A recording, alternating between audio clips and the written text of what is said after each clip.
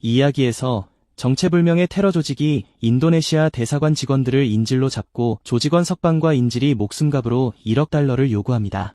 정부는 현지 특수부대를 투입하지만 테러리스트들은 그들을 벌레처럼 해치우고 건물 주변에 지뢰를 설치해 유령조차 뚫을 수 없게 만듭니다.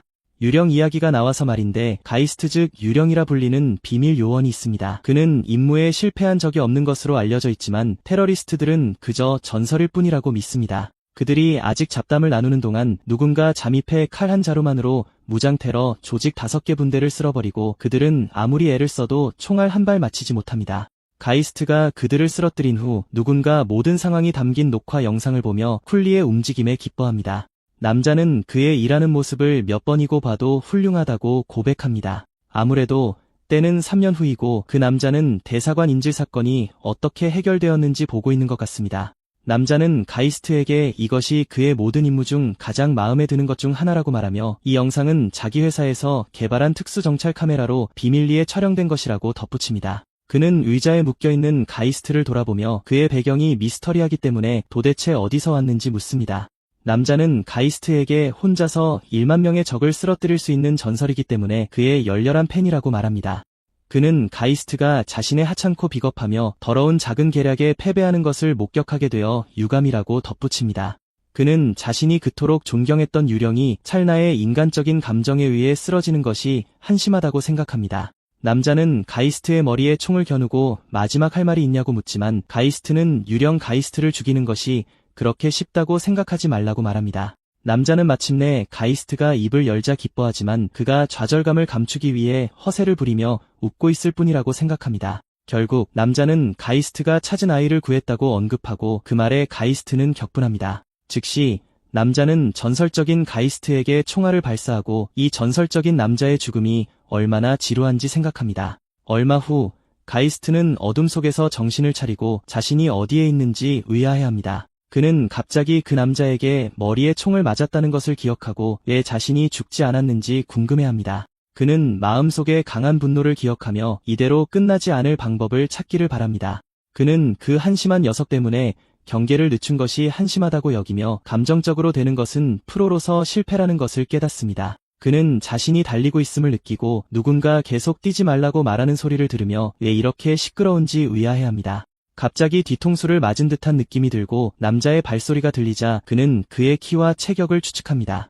눈을 뜨자 근육질의 남자가 막대기로 그를 치려하지만 그는 맞기 전에 재빨리 피합니다.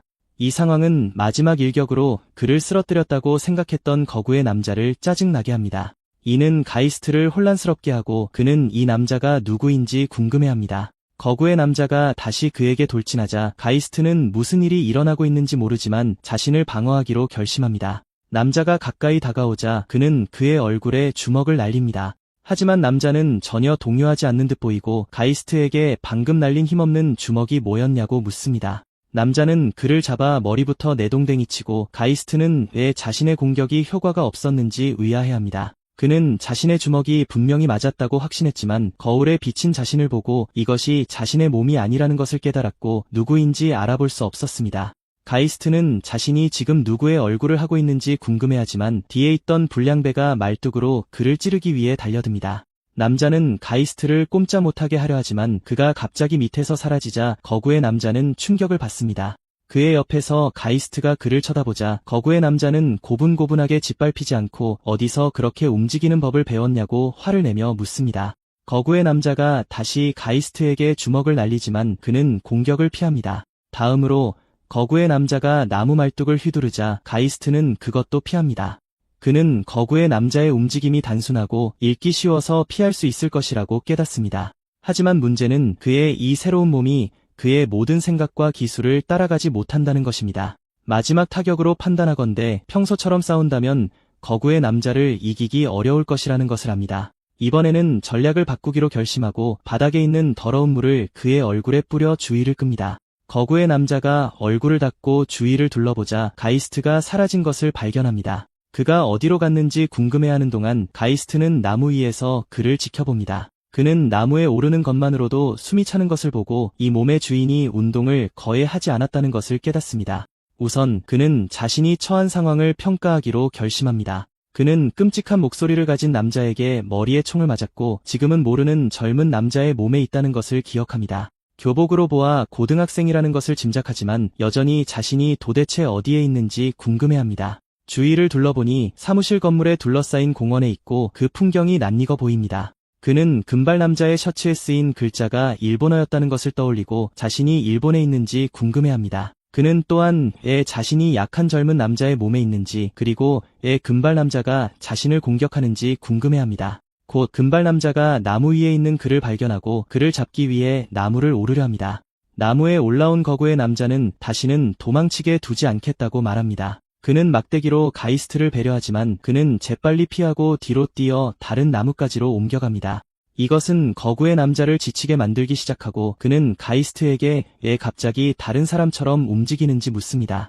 하지만 가이스트는 손목에 날카로운 통증을 느끼고 이 약한 손으로 착지의 충격을 완화하려다 부러졌는지 궁금해합니다. 비를 맞아 추워지고 오른손을 다쳤기 때문에 그는 이 몸이 더 이상 버티지 못할 것이라고 깨닫습니다. 하지만 거구의 남자는 싸워본 적도 없어 보이는 약골이 이 파이트 배틀에 참가했다는 것을 믿을 수 없다고 말합니다. 가이스트는 파이트 배틀이 무슨 뜻인지 궁금해하지만 거구의 남자는 가이스트의 참가가 자신에게는 손쉬운 돈벌이를 의미한다고 말합니다. 그 말들로부터 가이스트는 이기면 돈을 받는 싸움이라는 것을 깨닫고 무슨 일이 일어나고 있는지 파악하기 시작합니다. 결국 가이스트는 덩치 큰 녀석에게 무언가 가르쳐주겠다고 말합니다. 거구의 남자는 그가 도대체 무슨 말을 하는지, 왜 그의 성격이 갑자기 변했는지 의아해합니다. 가이스트는 그의 움직임이 낭비되는 힘으로 가득 차 있고 주먹에 너무 많은 힘을 싣고 있어서 그의 움직임을 예측하기 쉽다고 말합니다. 그는 이런 식으로는 아무리 휘둘러도 절대 자신을 맞힐 수 없을 것이라고 말합니다. 이것이 거구의 남자를 짜증나게 하자 가이스트는 또한 그가 말이 많은 것 같다고 하며 그의 목소리와 말투가 귀에 거슬린다고 말합니다. 가이스트가 싸우는 동안 조용히 해주면 고맙겠다고 말하고 계속하자 거구의 남자는 분노에 차 그에게 달려들며 이딴 헛소리를 그만하라고 소리칩니다. 거구의 남자는 그를 죽이겠다고 위협하지만 가이스트의 눈은 살기 어린 빛을 띱니다. 그리고 웬일인지 거구의 남자는 당황하기 시작합니다. 그는 막대기를 휘둘러 그를 치려 하지만 가이스트는 그것을 피합니다. 갑작스러운 상황 전환으로 덩굴이 거구의 남자의 다리를 감아 그는 나무에 매달리게 됩니다. 그는 무슨 일인지 알기를 요구하지만 가이스트는 그에게 달려가 무릎으로 그의 얼굴을 가격하여 피가 솟구치게 합니다. 극심한 고통 속에서 거구의 남자는 무슨 일이 일어나고 있는지 궁금해하며 가이스트에게 그렇게 빨리 나무에 함정을 설치했는지 묻습니다. 가이스트는 그의 움직임이 너무 뻔해서 올라올 줄 알았다고 말하며 덩굴로 이런 것을 만드는 것은 쉽다고 덧붙입니다. 가이스트는 함정에 빠뜨리는 것이 어려운 부분이었다고 말하고 거구의 남자는 곧 가이스트가 일부러 자신을 도발하기 위해 그 모든 말을 했다는 것을 깨닫습니다. 가이스트는 곧 막대기를 잡고 남자의 목에 겨누며 자신이 누구인지 그리고 왜 자신을 쫓는지에 대한 정보를 제공하라고 요구합니다. 혼란스러워진 거구의 남자는 무슨 헛소리를 하냐고 묻고 가이스트는 파이트 배틀에 참가할 때 무슨 일을 당할지 알고 있었을 것이라고 상기시킵니다. 가이스트는 파이트 배틀이 무엇인지 설명하라고 말하지만 남자가 아무 말도 하지 않자 가이스트는 막대기로 그를 찌르려 합니다. 그가 그렇게 하기 전에 거구의 남자는 포기한다고 말하지만 가이스트는 그가 무슨 뜻인지 모릅니다. 갑자기 근처에서 들려오는 목소리가 거구의 남자의 항복을 받아들이고 가이스트는 그 목소리가 자신의 휴대폰에서 나온 것임을 깨닫습니다. 휴대폰을 꺼내자 그들이 스자노 랭크 배틀이라는 싸움에 참여하고 있으며 경기는 사쿠라바 키스케와 쿠도 요시오 간의 대결이라는 것을 알게 됩니다. 아무래도 그가 빙의한 몸은 키스케라는 남자의 것이고 그는 승자로 선언됩니다. 화면을 보며 가이스트는 싸움이 스트리밍되고 있었다는 것을 깨닫고 요시오에게 댓글에 있는 사람들이 무슨 말을 하는지 묻습니다. 짜증이 난 요시오는 그가 댓글을 보여주며 자랑한다고 느껴 그의 손에서 휴대폰을 쳐냅니다. 요시오는 상금이 사라졌다고 한탄하며 키스케에게 내려달라고 말하지만 가이스트는 너무 시끄럽다며 그의 얼굴을 다시 걷어차 기절시킵니다. 그는 휴대폰을 다시 켜려고 하지만 물에 흠뻑 젖어서 켜지지 않습니다. 나중에 그는 키스케의 개인 소지품을 발견하고 곧 자신의 영혼이 이 사람의 몸으로 들어왔다는 것을 깨닫습니다. 신분증을 확인하자 그는 케이스케가 17살이라는 것을 알게 되지만 그가 누구인지 궁금해합니다. 많은 질문이 있지만 그는 정보를 얻기 위해 케이스케의 학생 주소에 적힌 주소로 가기로 결심합니다. 가이스트는 이즈미 상점 가라는 곳을 걸으며 일본은 절대 변하지 않는다고 생각합니다. 갑자기 도둑이 그녀의 가방을 낚아채고 달아나기 시작할 때 한 여성이 비명을 지르는 소리를 듣습니다. 남자는 일본이 안전할 것이라고 생각했던 가이스트를 향해 달려옵니다. 자신이 처한 상황을 파악할 때까지 그는 어떤 문제에도 휘말리지 않고 계속 움직이기로 결심합니다. 하지만 여성이 다시 도움을 요청하며 비명을 지르자 가이스트는 과거의 몸으로 구하려 했던 아이를 떠올립니다. 도둑이 그를 지나쳐 달릴 때 가이스트는 그의 팔을 잡아 남자가 가방을 떨어뜨리게 합니다. 남자가 충격에 빠진 사이 가이스트는 그를 땅에 내동댕이 치고 그가 땅에 있는 동안 팔을 뒤로 꺾어 제압합니다. 평소처럼 가이스트의 몸은 싸울 때 풍기는 기묘한 살기에 둘러싸이고 그의 눈은 파란색으로 변합니다. 갑자기 그는 평소의 모습으로 돌아오고 상점가의 여러 사람들에게 둘러싸여 있습니다. 가방을 도둑 맞은 여성 마나카가 군중을 해치고 달려오고 그녀의 다른 친구인 치나츠가 더 가까이 오라고 신호를 보냅니다. 그들이 도착했을 때 여성들은 남자를 제압한 사람이 치나츠의 오빠 키스케라는 것을 믿을 수 없습니다.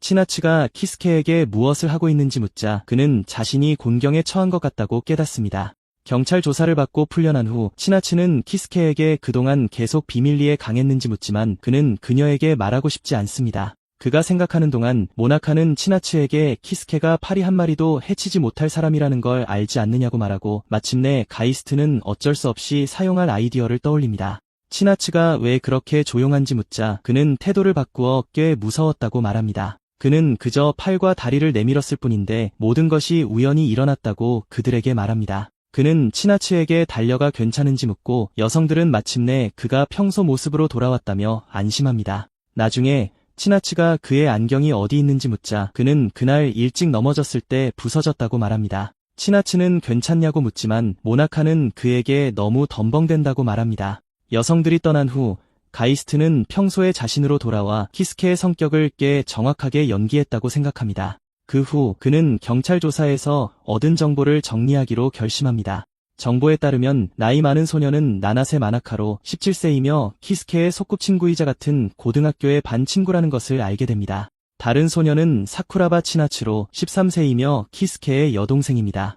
아무래도 사쿠라바 가족은 두 남매로 구성되어 있지만 부모님은 돌아가셨고 마나카는 어렸을 때부터 남매를 알고 지냈습니다. 모니카가 치나츠와 저녁 식사장을 보러 나왔을 때 그들은 소매치기를 만났습니다. 마나카의 가방에 있던 개인 물품의 정보를 바탕으로 가이스트는 키스케가 친절하고 여동생에게 헌신적이라는 것을 알게 됩니다. 그의 성적은 평균 이상이지만 운동 능력은 좋지 않습니다. 키스케는 그저 평범한 고등학생 소년인 것 같은데 어떻게 스사노 랭크 배틀에 참여하게 되었는지 궁금해합니다. 집으로 걸어가는 동안 가이스트는 모나카를 멈춰 세우고 치나츠의 상태에 대해 묻습니다. 모나카는 오늘 상태는 안정적이지만 언제든지 발작이 일어날 수 있다고 말합니다. 모나카는 치나츠가 일시적으로 퇴원해 있는 동안 조심하겠다고 약속하고 가이스트는 자신의 의심이 맞았다는 것을 깨닫습니다.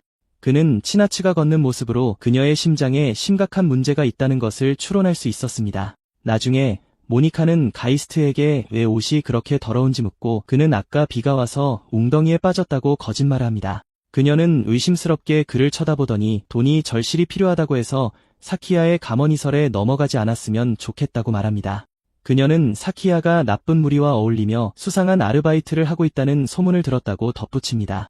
그리고 그녀는 또한 며칠 전 사키야가 그를 때릴 뻔했다는 것을 상기시킵니다. 잠시 동안 가이스트는 놀라서 서 있지만 나중에 미소를 지으며 그녀의 조언에 감사하다고 말합니다. 나중에 그는 마나카가 사키야와 돈에 대해 말한 모든 것을 생각하고 마침내 무슨 일이 일어나고 있는지 이해하기 시작합니다.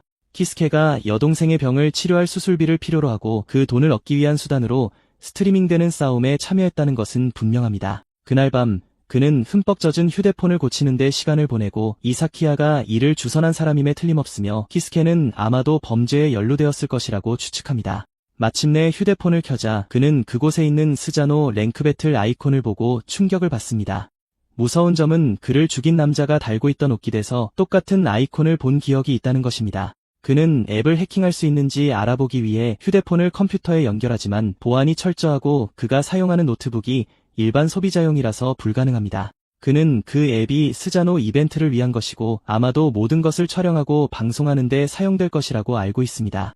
하지만 그는 왜 그 아이콘이 남자가 달고 있던 배지에 있는 것과 같은지 궁금해합니다. 그는 여전히 자신과 키스케 사이의 연관성을 파악할 수 없지만 이것이 우연이라고 믿지 않습니다. 그는 자신의 죽음과 스자노가 어떤 식으로든 연결되어 있고 자신을 죽인 남자가 이 앱의 배후에 있다는 것을 압니다. 가이스트는 스자노 앱에 대해 조사하기 위해 온라인에 접속하고 그것이 진짜인지에 대한 상반된 견해를 접하며 여러 사람들이 그것을 경계하는 것 같습니다. 스자노는 어둠의 경로를 통해 얻을 수 있는 앱을 설치하여 참가 권한을 얻는 배틀 이벤트입니다. 배틀의 장소와 시간은 앱에 의해 무작위로 매칭되며 경기는 즉시 시작됩니다. 그들은 최신 촬영 기술을 사용하여 싸움을 전국의 비밀리에 방송합니다. 또한 앱의 모회사가 정부기관과 관련이 있다는 어두운 소문도 있어 불법 활동이 기소되지 않은 이유를 설명할 수 있으며 이는 누군가가 그들을 덮어주고 있을 수 있음을 의미합니다. 인터넷상의 사람들은 그것이 진짜인지 모르지만 가이스트는 그것이 진짜라는 것을 알고 있으며 지난 싸움에서 이겨 그의 계좌로 이체된 100만엔으로 그것은 분명합니다. 가이스트는 앱 배후의 조직이 엄청난 영향력을 가지고 있어야 한다고 깨닫지만 이 모든 것에서 충격적인 부분은 가이스트가 실제로 죽은 지 5년이 지났다는 것입니다. 그가 살해된 날은 2023년 5월 11일로 정확히 5년 전입니다. 가이스트는 자신이 살아있을 때 스자노나 그것을 운영하는 조직에 대해 듣지 못했을 수 있는 이유가 자신이 죽은 후 5년 동안 급속히 성장했기 때문이라고 추측합니다. 그는 또한 자신이 죽었기 때문에 그들이 그렇게 빨리 성장했는지 궁금해합니다.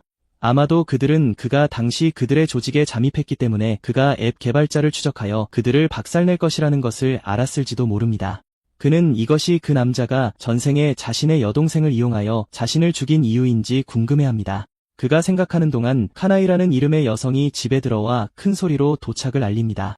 조사를 통해 가이스트는 이 사람이 키스케의 이모라는 것을 알고 키스케의 성격으로 계속 행동하기로 결심하며 명랑하게 그녀를 집에 맞이합니다. 그는 언제나처럼 그녀의 노고에 감사하지만 그녀는 그에게 달려들어 자기 이름의 경칭을 빼고 카나이짱이라고 부르라고 말합니다. 그들 사이에 벽이 있는 것 같아 슬프기 때문이라고 합니다. 가이스트는 여전히 그녀를 카나에 씨라고 부르며 너무 시끄러워서 침실에 있는 치나츠를 깨울 것이라고 말합니다. 결국 카나에는 그에게 치나츠의 비용에 대해 걱정할 필요가 없다고 말합니다. 자기가 처리할 것이기 때문입니다. 그녀가 말하는 동안 그녀는 그의 안경이 없어진 것을 알아차립니다. 그리고 그가 할 말을 생각하는 동안 그녀는 그에게 안경 없는 모습이 잘생겼다고 말합니다. 그녀는 자신이 조금만 더 젊었다면 그와 데이트를 했을 것이라고 농담하지만 갑자기 구토하기 시작합니다. 가이스트가 그녀의 상태를 확인하러 가자 그녀는 몸이 안 좋다고 불평합니다. 그가 그녀를 돕는 동안 가이스트는 갑자기 자신의 휴대폰에서 다음 배틀이 매칭되었다는 알림을 발견합니다. 다음 날 토요일 가이스트는 싸움에 방해가 되지 않도록 앞머리를 자르고 안경을 버리기로 결심합니다. 키스케는 그가 몸을 차지하기 전에 시력이 나빴던 것 같지만 가이스트는 이제 자신의 시력이 최상급이라는 것을 깨닫습니다. 하지만 문제는 키스케의 몸이 신체적으로 약해서 미래를 위해 훈련해야 한다는 것입니다. 이전 주인에게 미안한 마음이 들지만 그는 당분간 자신의 목적을 위해 이 몸을 빌릴 것이라는 것을 알고 있습니다. 그런 일이 일어나는 동안 치나츠는 검진을 위해 병원에 있고 카나에는 쉬는 날에 출근해서 둘 다 늦게 집에 올 것입니다. 가이스트는 이 기회를 이용해 이 문제를 해결하러 가기로 결심합니다. 그는 배틀 장소로 가고 지난번보다 드론이 더 많다는 것을 알아차립니다. 이는 이 경기가 많은 관심을 받고 있음을 의미합니다. 그 생각은 마음에 들지 않지만 그것이 그 남자에게 다가갈 수 있는 유일한 단서이기 때문에 게임에 어울려줄 수밖에 없다는 것을 깨닫습니다. 건물에 들어서자 어떤 남자가 섀도우 복싱을 연습하는 것을 보고 그 남자가 날카롭고 엄청나게 빠를 것이라고 깨닫습니다. 남자가 그를 알아차리자 그는 더 일찍 알아차리지 못해 미안하다고 사과하며 경기 전에 자기 채널에 스트리밍할 영상을 촬영하고 있었다고 설명합니다. 그가 조사한 바에 따르면 가이스트는 그의 이름이 무카이 타케시라는 것을 알고 있습니다. 그는 격투기 유튜버입니다. 가이스트가 악수를 하며 자신을 소개하자 타케시는 그의 지난 경기를 봤다며 지금은 완전히 다른 분위기를 풍긴다고 인정합니다. 타케시는 그에게 정말 같은 사람이냐고 묻고 가이스트는 그렇다고 말합니다. 흥미를 느낀 타케시는 그가 고등학생치고는 꽤 성숙해 보인다고 말하며 자신이 착각하는 것인지 궁금해합니다. 가이스트는 타케시가 꽤 날카롭고 관찰력이 뛰어나다는 것을 깨닫습니다. 전직 복서에게 기대할 만한 것입니다. 그가 인터넷에서 찾아낸 정보에 따르면 타케시는 전직 프로 복서로 한때 헤비급에서 세계 15위에 올랐던 실력 있는 파이터입니다. 하지만 몇 년 전 대기업이 후원한 경기에서 상대방이 사망했고 이로 인해 그는 링의 비극이라 불리는 사건을 겪고 은퇴하게 되었습니다. 가이스트는 그의 과거 경기 영상 몇 개를 찾아보고 그가 민첩성과 근접전에 뛰어난 인파이터 복서였다는 것을 알게 되었습니다.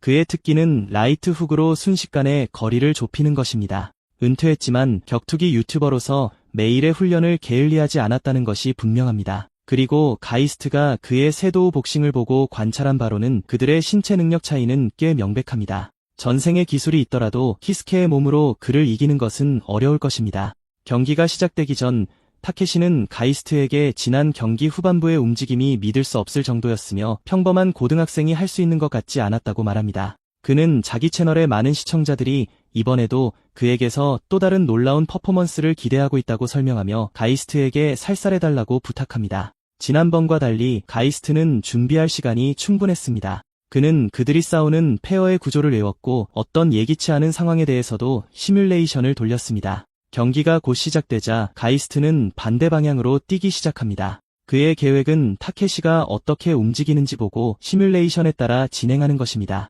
순식간에 타케시는 그의 옆으로 달려와 어떤 속임수를 계획하고 있다는 것을 안다고 말합니다.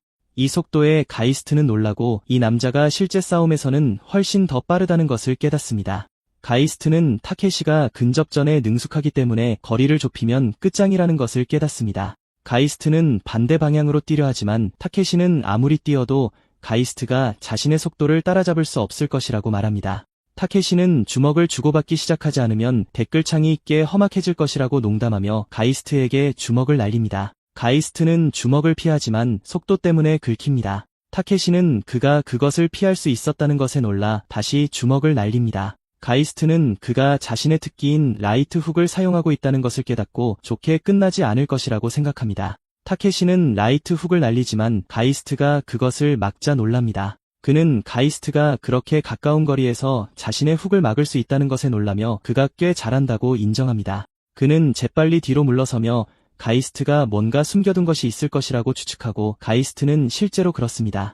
가이스트는 프로 복서 시절 경기에서 그가 그렇게 움직였기 때문에 그의 시그니처인 라이트 훅을 날릴 것이라고 예상했고 훅을 정면으로 받으면 자신에게는 게임 오버가 될 것이라는 것을 알고 있었습니다. 그 때문에 그는 공격을 막기 위해 손에 철판을 넣었습니다. 그것은 타케시를 놀라게 하고 그는 가이스트가 이렇게 준비해온 것을 보며 정말 고등학생인지 궁금해합니다.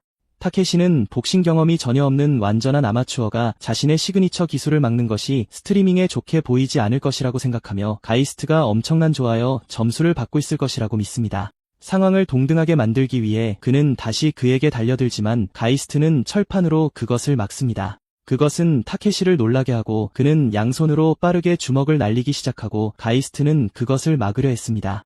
가이스트는 펀치가 빠르고 묵직하게 쏟아져 빈틈이 없기에 막는 것 말고는 할 수 있는 게 없다는 것을 깨닫는다. 이대로라면 이 몸이 버티지 못할 것을 안다. 한편 타케시는 가이스트가 생각보다 강해서 시청자들의 포인트가 오르지 않을 것이라 생각한다. 그래서 비장의 전략을 꺼내기로 결심한다. 타케시가 다시 라이트 훅을 시도하자 가이스트가 막지만 그것은 미끼였고 타케시는 그의 가슴에 레프트 훅을 명중시킨다. 이 공격에 가이스트가 비틀거리자 타케시가 라이트 훅을 날리지만 가이스트는 그것을 피하고 뒤로 물러선다. 시청자들은 타케시가 라이트 훅을 날리는 척하다가 보디블로를 성공시킨 것에 열광하며 키스케가 어떻게 이 상황을 역전시킬지 궁금해한다. 페어 안에서 타케시는 자신이 그 기술을 쓴 후 댓글창이 불탔을지 궁금해한다. 그는 상대들이 자신의 주특기인 라이트 훅을 알고 있다는 걸 알기에 그들의 경계심을 역이용한다고 덧붙인다. 가이스트는 타케시가 전략적이며 자신의 움직임에 맞춰 싸움 방식을 바꾸고 있다는 것을 깨닫는다. 타케시가 자신의 스피드에 절대적인 자신감을 갖고 있기에 가이스트는 그것을 역이용하기로 결심하고 그의 눈이 다시 푸른색으로 변한다. 타케시는 그가 자신을 이길 계획을 세우고 있다는 걸 알아차리지만 기다릴 수 없다며 가이스트를 끝내기 위해 거리를 좁힌다. 그가 다시 맹렬하게 펀치를 날리지만 가이스트는 그것들을 막아낸다. 펀치를 날리면서 타케시는 가이스트가 필사적으로 방어해야 할 상황에서 왜 그렇게 침착해 보이는지 의아해한다. 불길한 예감이 든다. 가이스트가 그의 펀치 하나를 더 쳐내자 가이스트는 라이트 훅을 휘두르고 타케시는 간신히 피한다. 그는 뒤로 물러나며 아슬아슬했다고 생각하고 가이스트가 그런 공격을 할 수 있었다는 걸 믿지 못하며 그의 정체가 대체 무엇인지 궁금해한다. 이 시점에서 그는 긴장하며 더 맹렬하게 펀치를 날리고 가이스트는 계속 막는다. 지난번에는 타케시를 마치길 바랐지만 이 몸이 따라주지 못했던 것 같다. 그리고 이 몸이 한계에 다다르고 있으며 다음 일격이 마지막 기회가 될지도 모른다는 것을 깨닫는다. 타케시는 펀치를 날리면서 가이스트가 계획을 세우고 있다는 걸 알지만 한번 쳐냈다고 해서 자신의 라이트 훅을 간파했을 리는 없다고 믿는다. 갑자기 가이스트가 타케시의 펀치를 피하고 그의 얼굴에 펀치를 날리자 타케시는 이번에는 쳐내려 하지 않았다는 것에 충격을 받는다. 가이스트는 카운터를 사용했다. 빠른 상대를 상대하기 위해 절묘한 타이밍에 날리는 펀치로 상대의 속도와 체중을 더해 일반 펀치보다 큰 피해를 준다. 이런 방식으로 가이스트는 타케시의 속도를 이용해 키스케의 몸에 부족한 펀치력을 보완할 수 있었다. 하지만 이런 카운터를 성공시키려면 뛰어난 동체 시력이 필요하며 최상의 상태인 타케시와는 싸울 수 없었기에 그는 타케시의 약점이 드러나기를 기다렸다. 타케시의 경기 영상을 보면서 가이스트는 그의 많은 패배 원인이 스피드에 의존하는 큰 라이트 훅을 남용하여 일찍 체력이 고갈되는 것임을 간파했다. 그래서 가이스트는 타케시가 땀을 더 많이 흘리고 숨이 거칠어지는 것을 보고 그의 스피드의 날카로움이 줄었다는 것을 알았다. 그 덕분에 가이스트는 키스케의 몸으로 카운터를 성공시키기 더 쉬워졌다. 타케시는 잠시 바닥에 쓰러져 있다가 이내 무릎으로 기어 일어선다. 타케시는 심각한 충격을 받은 듯 몸을 떨기 시작하며 이런 곳에서 질 수 없다고 결심한다. 그 분노에 힘입어 그는 다시 한번 라이트 훅을 날린다. 가이스트는 팔을 움직이려 하지만 움직이지 않자 충격을 받는다. 가이스트는 몸에 데미지와 피로가 누적되었음을 깨닫고 타케시를 과소평가했다는 것을 알아차린다. 한편 타케시는 질 수 없다고 되는다. 그는 가족 사사나를 위해 이겨야만 한다는 것을 안다. 갑자기 타케시는 옆을 보고 그곳에 서 있는 사사나를 발견하고는 그녀가 왜 여기 있는지 의아해한다. 그가 싸우기 위해 앞으로 돌아섰을 때 가이스트는 공중으로 뛰어올라 타케시에게 돌려차기를 날린다. 타케시는 그가 대체 어떤 사람인지 궁금해하지만 공격을 피하고 반격해서 이기기로 결심한다. 그는 첫 공격은 막았지만 가이스트가 자신을 보지도 않고 다른 발로 또 한 번의 발차기를 날리는 것을 눈치채지 못했고 그 발차기는 그의 얼굴에 명중하여 그를 바닥에 쓰러뜨린다. 타케시는 이 녀석이 연속 돌려차기를 사용할 수 있다는 것에 충격을 받고 어떻게 태권도를 아는지 의아해한다. 그의 눈앞에 작은 돌고래들이 보이기 시작하고 곧 의식이 희미해진다. 타케시는 경기 중 링 위에서 상대 선수가 사망했던 때를 회상한다.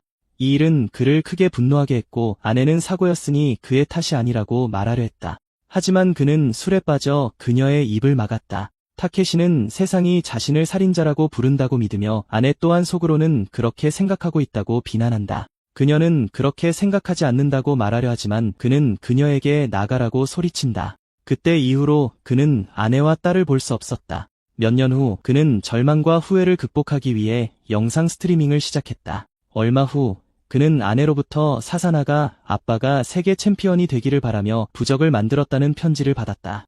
이 부적은 타케시에게 챔피언 벨트보다 더 큰 행복을 주었다. 그때부터 그는 더 유명해지고 더 많은 돈을 벌어 가족을 되찾을 계획을 세웠다. 현재 타케시는 움직일 수 없는 채로 누워있고 가이스트가 승자로 선언된다. 해설자는 타케시가 약한 고등학생에게 졌다는 사실에 열광한다. 가이스트는 부적을 집어들고 만약 타케시가 갑자기 멈추지 않아 연속으로 큰 돌려차기를 2번 성공시키지 못했다면 질 뻔했다는 것을 깨닫는다. 그는 타케시가 도대체 무엇을 보고 있었는지 궁금해하며 주위를 둘러보다가 한 소녀가 서 있는 것을 발견한다. 소녀는 그에게 왜 이런 짓을 하냐고 묻는데 바로 마나카였다. 가이스트는 그녀가 왜 여기에 있는지 의아해한다. 드론이 그녀의 침입을 감지하자 가이스트는 그곳을 떠나기 위해 그녀를 끌고 나온다. 그곳을 탈출한 후 마나카는 거친 숨을 몰아쉬지만 가이스트는 그녀에게 왜 폐건물에 있었는지 묻는다. 그녀는 어제 만났을 때 그가 이상해 보여서 보러 왔다고 말하고 그는 어떻게 그가 거기 있는지 알았는지 묻는다. 그녀는 무슨 일이 생길 경우를 대비해 치나치에게 있었던 일 때문에 그의 휴대폰과 자신의 휴대폰이 위치 정보를 공유하고 있다는 것을 상기시킨다. 가이스트는 키스케의 휴대폰에 있는 추적 앱을 인지하지 못했다는 것을 깨닫고 자신의 부주의를 탓한다. 그날 밤 가이스트는 밖으로 나가 매우 위험한 곳에서 뛰어내린다. 그는 프랑스에서 유래한 운동인 파쿠르를 하고 있다.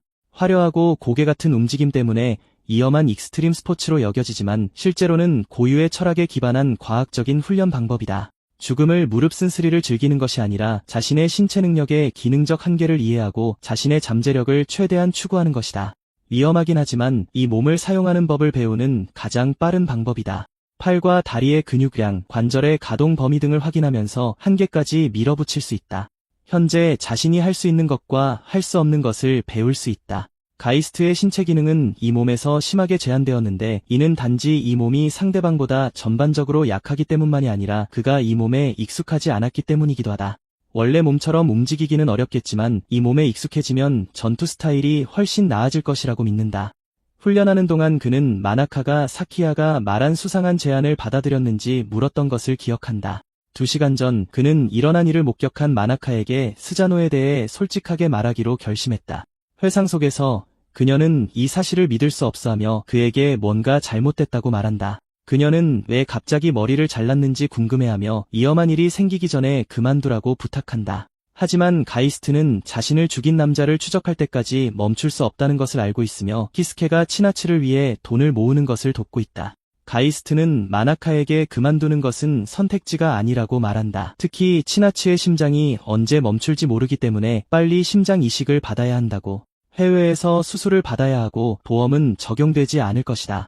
총 비용은 최소 5억 엔으로 추정되며 가이스트는 이것이 키스케가 스사노오 배틀에 참여하기로 한 이유라는 것을 알고 있다. 가이스트는 이것이 자신과 아무 관련이 없다는 것을 알지만 이 몸에 있는 동안에는 키스케의 마음을 존중하기로 결심한다. 가이스트는 괜찮을 거라며 쾌활하게 그녀를 안심시킨다. 특히 최근에 더 강해졌다고 믿기 때문에 걱정할 필요가 없다고 말한다. 하지만 마나카는 왜 그가 그렇게 위험한 일을 해야만 하는지 묻는다. 그녀는 왜 자신에게 상의하지 않았냐고 물으며 자신이 의지할 수 없고 힘없는 존재라는 것을 안다고 인정한다. 그녀는 흥분하여 울기 시작하고 자신을 그렇게 하찮게 여기냐고 물은 뒤 가이스트가 말리려 함에도 불구하고 달려가 버린다. 현재 그는 이 문제에 휘말리고 싶지 않지만 어떻게든 해야 한다고 생각한다. 정신이 팔린 나머지 그는 난간을 뛰어넘다가 잡아야 할 난간을 놓쳐 머리부터 떨어져 죽을 뻔한다. 다행히 난간 아래에 있는 나무에 걸린다. 그가 집에 돌아오자 치나츠는 그의 상태를 보고 충격을 받아 무슨 일이 있었냐고 묻는다. 그는 농담으로 또 넘어졌다고 말하고 치나츠는 마나카와 싸웠냐고 묻는다. 놀란 가이스트가 왜 묻냐고 하자 그녀는 좀 전에 전화했는데 마나카의 목소리가 정말 기운이 없었다고 말한다. 치나츠는 마나카가 새 헤어스타일이 어울리지 않는다고 말했을 거라고 추측하며 자신도 와일드해 보인다고 농담으로 인정한다. 그녀는 결국 가이스트에게 화해해야 한다고 말하며 이제 더는 아이가 아니니 예전처럼 중재자 역할을 하지 않을 것이라고 말한다. 그녀는 한심한 오빠가 있으면 여동생이 걱정된다고 말하고 가이스트는 자신 없이는 오빠는 한심하다고 말했던 자신의 여동생을 떠올린다. 그가 멈칫하자 치나츠는 무슨 일이냐고 묻고 그는 사과한다. 그녀는 다음날 학교에서 마나카에게 사과하라고 말한다. 가이스트는 자신이 여기 학생이라는 것을 기억하고 다음날 학교로 향한다. 들어가는 길에 풀이 죽어있는 마나카를 보고 그녀를 멈춰 세우려 하지만 근처에 서 있던 어떤 남자가 그의 새머리 스타일에 대해 묻는다. 가이스트는 이 남자가 누군지 궁금해하고 명백히 불량한 분위기를 풍기는 그 남자는 가이스트에게 멋있어 보인다고 생각하냐고 묻는다. 그 남자는 가이스트를 잡고 잠시 이야기 좀 하자고 제안한다. 그 남자는 가이스트를 학교 뒤편으로 데려가 그가 2번 연속으로 이길 줄은 몰랐다고 말한다. 즉시 가이스트는 이 남자가 키스케를 스자노 싸움에 끌어들인 사키야 유지라는 것을 알아차린다. 사키야는 그를 끌어들인 사람으로서 꽤 자랑스럽다고 말한다. 이전에 가이스트는 학교 데이터베이스를 해킹하여 사키야의 프로필을 입수했다. 사키야는 수업 태도가 불량하고 무단결석이 잦은 전형적인 문제 학생이다. 학교 비공식 웹사이트에 따르면 사키야의 평판은 학생들 사이에서 최악이다. 그는 강도, 갈취, 불법 약물, 그리고 수상한 아르바이트 주선에 연루되어 있다. 그가 작은 범죄 집단의 리더라는 소문도 있다. 하지만 그렇게 많은 눈에 띄는 짓을 저지르면서도 경찰과 문제가 된 적이 없는데 그 이유에 대한 소문이 있다.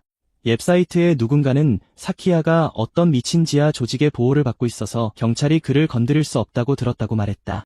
가이스트는 이 의문의 조직이 스사노오를 운영하는 조직인지 그리고 사키야가 그 조직과 어떤 관계가 있는지 궁금해한다. 사키야는 그가 말이 없자 겁먹었냐고 묻는다. 그래서 가이스트는 일단 모르는 척하기로 한다. 그는 쾌활하게 사키야에게 무슨 일이냐고 묻고 사키야는 당연히 자기 목에 대한 이야기라고 말한다. 그는 가이스트에게 자신의 소개 덕분에 그 돈을 벌었으니 약속대로 감사의 표시로 자기 몫을 줘야 한다고 상기시킨다. 사키야는 D랭크 싸움의 상금이 100만 엔이므로 2번 이겼으니 가이스트가 200만엔을 가지고 있을 것이라고 지적한다. 사키야는 첫 번째인이 할인해주겠다며 180만엔을 가져가겠다고 제안하고 가이스트는 충격받은 척하며 그럴 수 없다고 항의한다. 그는 사키야가 왜 자신을 여기로 불렀는지 궁금했는데 이제 보니 그저 돈을 뜯어내려는 것이었고 이는 그가 그저 좀도둑에 불과하다는 것을 의미했다. 가이스트는 그가 그 의문의 조직의 일원이 될 만큼 중요하지 않다고 추측하고 그냥 허세를 부려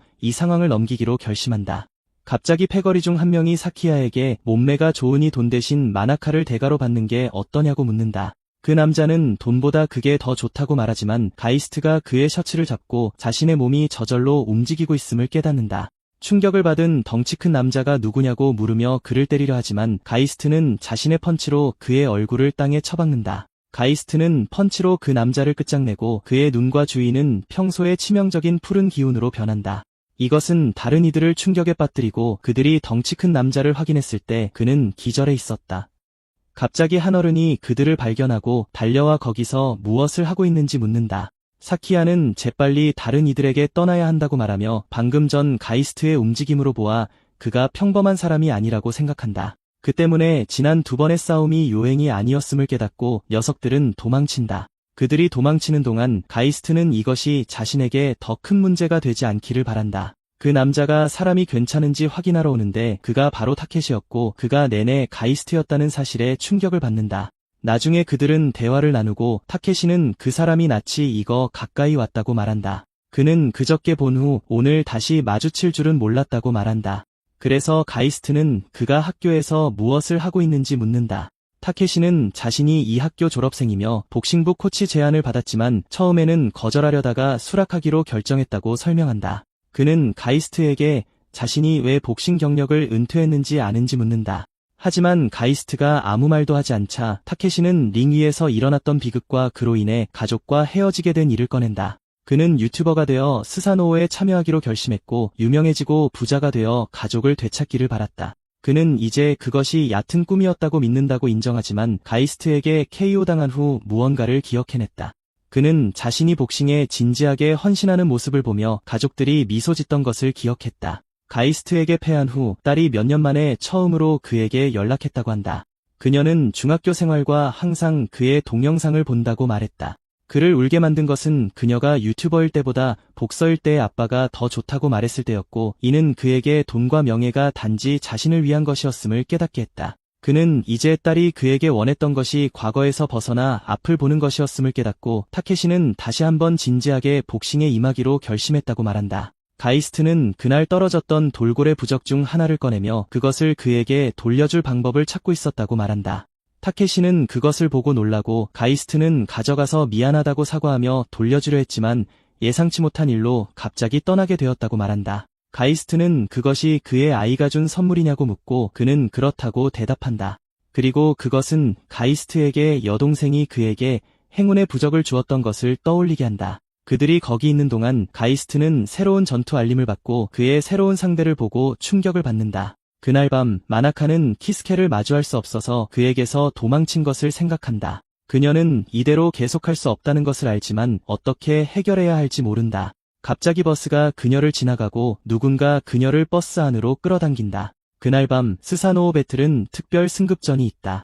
선정된 장소는 도쿄에 철거 예정인 한 고등학교의 구교사이다. 해설자는 키스케가 전혀 알려지지 않았지만 강자들을 쓰러뜨렸으며 D랭크 파이터라고 발표한다. 키스케가 2연승을 거두었기 때문에 이번에 승급전을 마련했으며 이 경기에서 이기면 정말 빠른 속도로 승급하게 될 것이다. 한편 가이스트는 그들이 키스케의 옛 고등학교 지역을 싸움 장소로 선택했다는 것을 믿을 수 없다.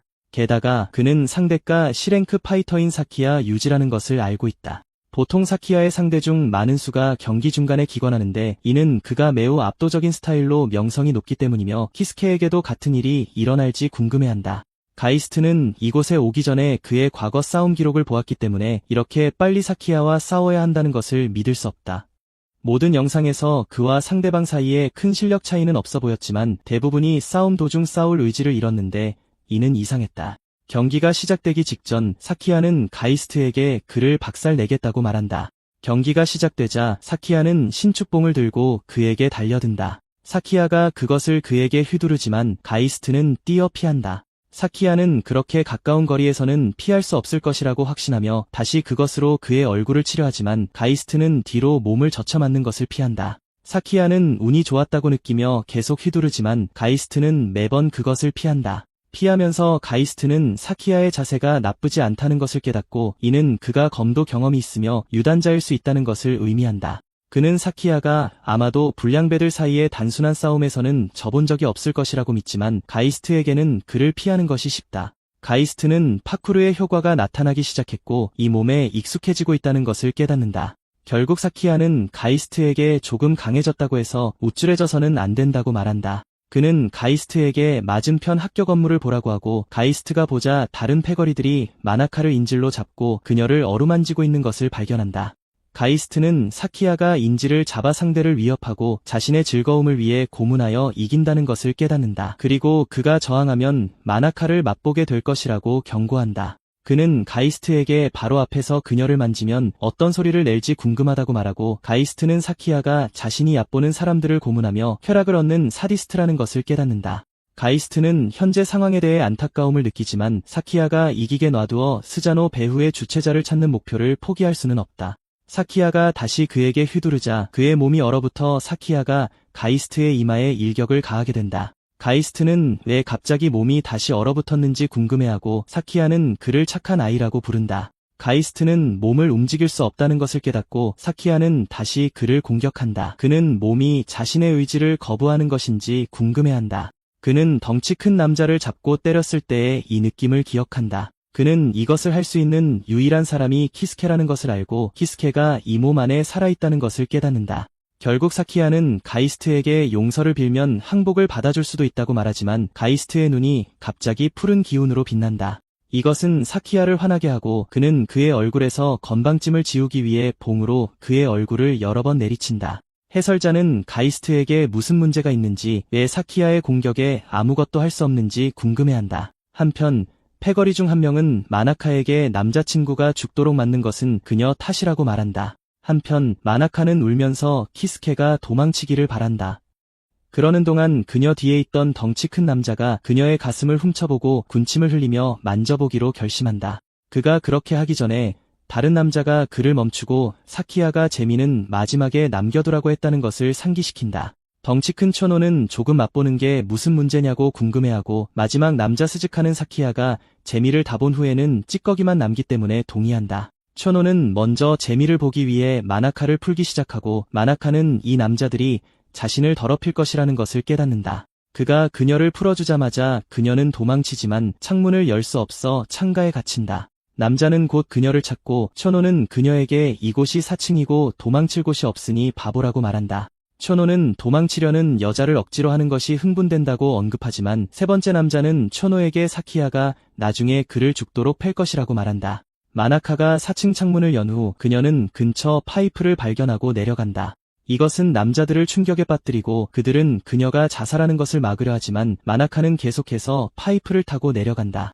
갑자기 파이프가 위쪽에서 분리된다. 한편 사키야는 계속해서 가이스트의 얼굴을 내리치고 가이스트는 이렇게 끝나는 것인지 궁금해한다. 그는 키스케가 몸을 멈추려 하고 있는 것이 틀림없다고 생각하고 그에게 말을 걸려고 한다.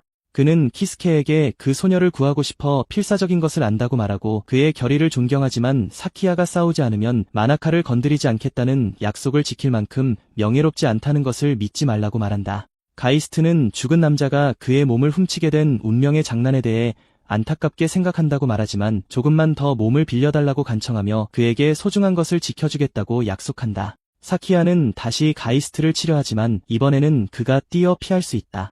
짜증이 난 사키야는 그를 개자식이라고 부르며 자신에게 반항하는 것인지 궁금해하지만 가이스트는 키스케가 허락해 주었다는 것을 깨닫는다. 가이스트는 약속을 지키겠다고 다짐하지만 사키야는 가이스트에게 마나카를 망가뜨릴 것이라고 상기시킨다.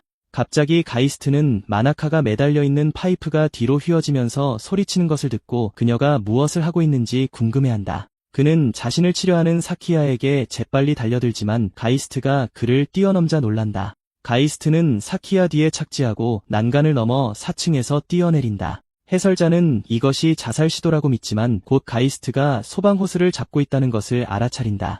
마나카가 잡고 있던 파이프가 부서져 땅으로 떨어지기 시작하지만 가이스트가 호스로 몸을 날려 공중에서 그녀를 붙잡는다. 그녀는 그를 보고 놀라지만 그는 무모하다고 말하며 마침내 땅에 착지한다.